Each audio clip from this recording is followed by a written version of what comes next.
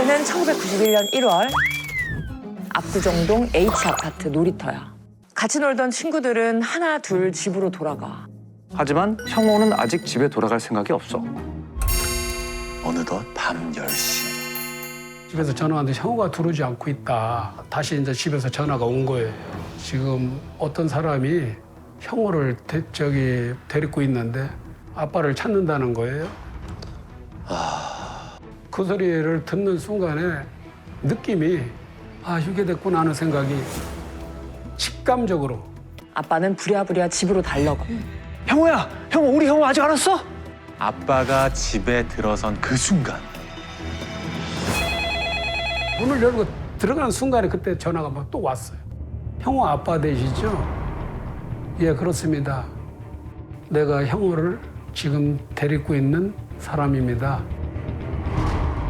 지금부터 제 얘기를 들으시고 여기 경찰에 알리거나 외부로 알리면 형우는 죽습니다. 그리고 7천만 원을 요구를 했었고 준비해라. 그리고 가포니는 자 이래서 하면은 내가 그리 연락을 하겠다. 압구정동은 당시에도 부촌이었어. 무엇보다 형우 할아버지는 상당한 자산가였어. 혹시 범인은 이런 사실을 알고 형호를 유괴한 걸까? 돈만 주면 형호를 무사히 돌려보내줄까. 고민을 많이 했죠.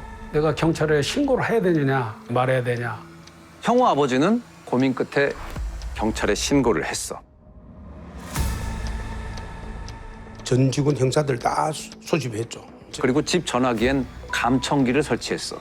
그런데 아까 통화 기억나? 현금 7천만 원 외에도 특이한 요구 사항이 하나 있었어.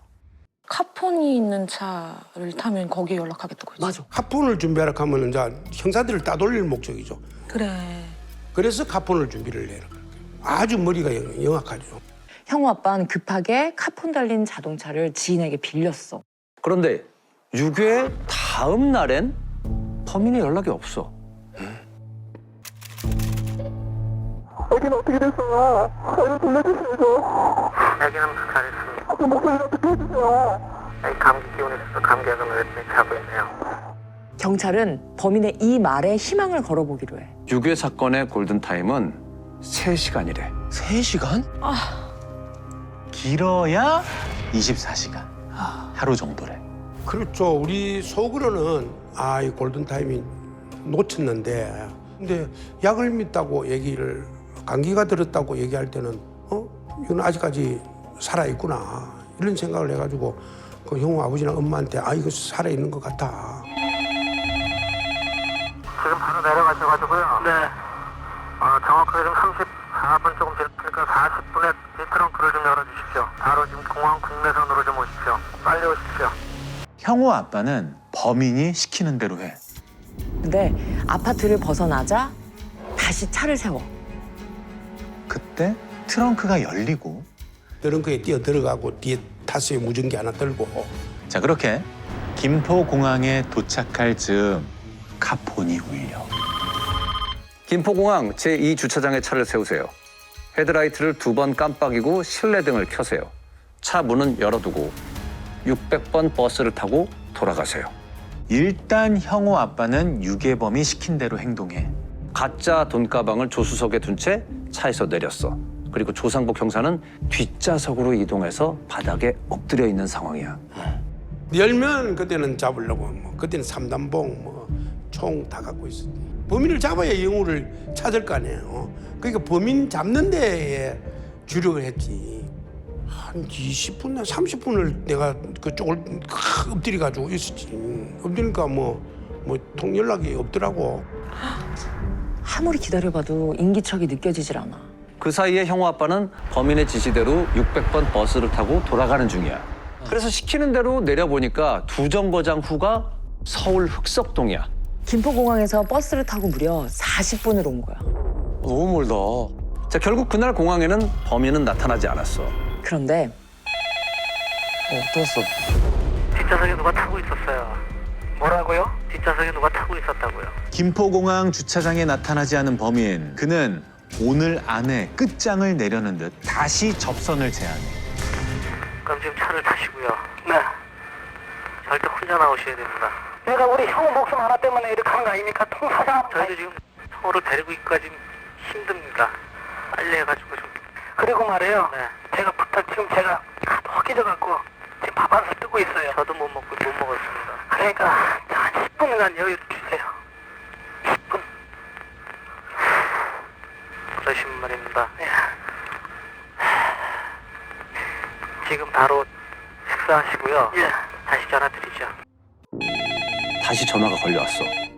그리고 그 밤의 긴 술래잡기가 본격적으로 시작됐어. 밤 10시 48분. 범인은 대한극장 맞은편 택시 정류장으로 형우 아빠를 불러내. 김포공항에 이어 두 번째 접선 장소야. 형우 아빠는 범인이 말한 곳에 차를 세워. 그리고 범인 눈에 띄지 않을 곳으로 이동했지. 차 주변에 어슬렁거리는 남자들이 보여. 두 명이었어. 저놈들인가? 차 주변을 살피는가 싶더니 순식간에 조수석에 돈가방을 집어들었어. 근데 왔네. 저놈이다! 잡아! 돈을 가지고 거기 범인이 확 달라들었죠. 갖고 갈 때. 나 완전 난장판 됐어요. 그 잡는다고 쫓아가고 난리를 치겠어요. 범인을 잡았어. 그런데 그 시각 집에 있던 형우 엄마에게 또다시 전화가 걸려온 거야. 에 대한 애착이 없군요. 제가 분명히 말씀드렸죠. 연락하지 말라고. 무슨 연락이요? 무슨 말씀하시는 나와 떼실 겁니까? 복장 앞에 제가 아는 형사원에도 2명이 와 있어요. 거예요? 그런 말씀 하시지 마시고 제발 애만 돌려주세요. 어디 정비가요? 해달라는 대로 다 해주세요. 저희 이제 못하겠습니다. 그 주변에 아는 사람이 있다고 연락하지 말라고 그랬죠. 경찰은 현장에서 잡힌 두 사람을 취조하기로 해. 그런데 형우 이를 아예 모르는 눈치야. 길을 걷다가 우연히 문이 열린 차를 본 거래. 호기심에 다가갔는데 그 안에 돈가방을 본 거지. 그냥 길 지나던 좀도둑이었던 거지. 범인은 현장에서 형사를 봤다며 잠적하겠다고 선언해. 그럼 이대로 연락이 끊기는 걸까? 아니요.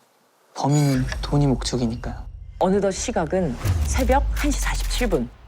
그때 또다시 전화가 걸려와. 이젠 엄마 보고 나오래. 여경이 엄마로 위장해서 형우 아빠와 차를 타고 나갔어. 범인은 계속해서 카폰으로 연락해와. 서울 시내 곳곳을 돌아다니게. 그렇게 새벽 5시까지 또 한 번의 술래잡기가 이어졌어. 그날 밤 결국 범인은 모습을 드러내지 않았어. 6의 4일째 날이 밝았어. 범인의 목적은 돈이야. 네. 그래서 연락을 끊겠다는 협박성 발언과는 달리 절대 연락을 중단하지 않아. 여보세요? 여보세요? 여보세요. 형은 어떻게 됐어요?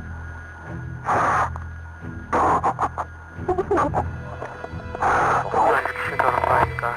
여보세요? 형은 살아있어요? 내일 저녁에 보내드리죠. 아저씨, 제가 이렇게 믿을게요. 아저씨. 약속을 안 지키시니까 그런 거예요. 장충동 식당 아시죠? 예. 그 밑에 보시면 식점 있어요. 그 앞에 보면은 일보사에서 신문 게시판이 있습니다. 그 게시판 가까이 가서 게시판 안을 보세요. 자주 한 30분 내로까지 나오셔야 됩니다. 게시판 안을 봐라. 이런 게 있었어. 열어봐 줄래? 쪽지가 있네요. 그렇지. 지금 즉시 미도파 앞으로 가서 진행하세요. 미도파 앞으로 가라. 미도파는 당시 명동에 있던 백화점. 쪽지 아래쪽엔 약도도 그려놨어. 일명 무인 포스트 방식. 자, 그렇게 이 첫 번째 메모지에 써 있는 장소로 가보니 두 번째 메모가 있었어. 맞은편 한일은행에 가서 2천만 원을 입금해라. 그 밑에 계좌번호와 예금주의 이름이 써 있어. 근데 지금이야 이렇게 계좌 추적을 하면 정체가 드러나. 네.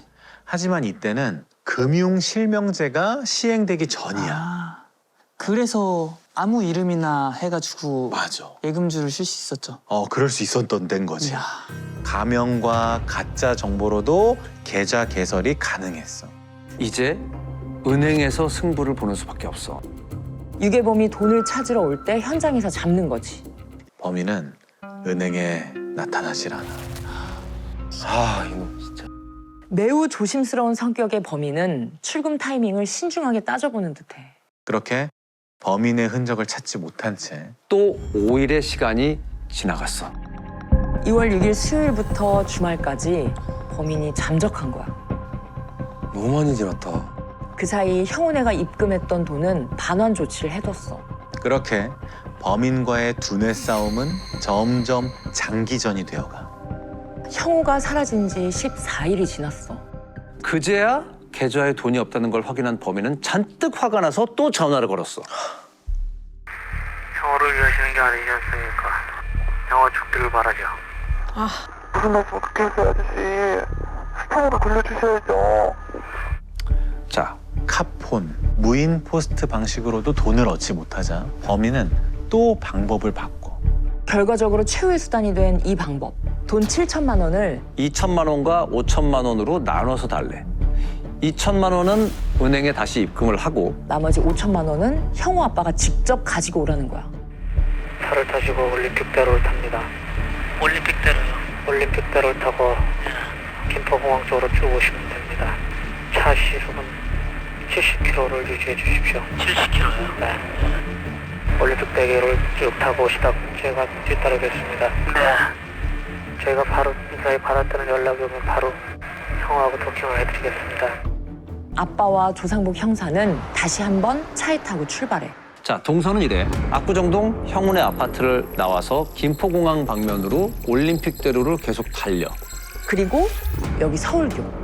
서울교 및 경계석에 메모지를 두고 갔다는 거야. 이게 그 메모야. 올림픽대로를 타고 계속 행주대교 쪽으로 오다가 양화대교 밑을 통과해서 직진하다 보면 사람이 건너는 육교가 보입니다. 그 육교에 있는 가로등 밑을 보세요. 그 가로등 아래를 보니 돌로 눌러놓은 두 번째 메모가 보여. 이곳 가로등 전 철상자 위. 가방을 두고 곧장 집으로 가십시오. 형우 있는 곳 연락드리겠습니다. 범인의 지시대로 그 배전함 위에 가방을 올려놨어. 그리고 차를 타고 출발을 했지. 뒷자리에는 역시나 조상복 형사가 타고 있어. 나는 한 100m 좀 내려가다가 나는 차에서 뛰내렸어. 자, 그런데 배전함 근처에 도착을 했을 때 엄청난 일이 벌어진 걸 알게 돼. 직원들이 딴 곳으로 가 있는 거야. 어? 배전판인 그를 안 본 거야. 전달이 잘못된 거지. 가방을 놓는 지점을 무전으로 주고받는 과정에서 혼선이 있었다는 거야. 아, 그럴 수 있지만 이게 그러면 안 되는데. 하필 그때 배전함에 도착해 보니 가방이 없어. 야, 가져왔어. 그 짧은 몇 분 사이에 가방이 감쪽같이 사라진 거야. 바로 저기 내가 쫓아 올라가니까 벌써 차고 까붙더라고. 범인을 눈앞에서 놓쳤어.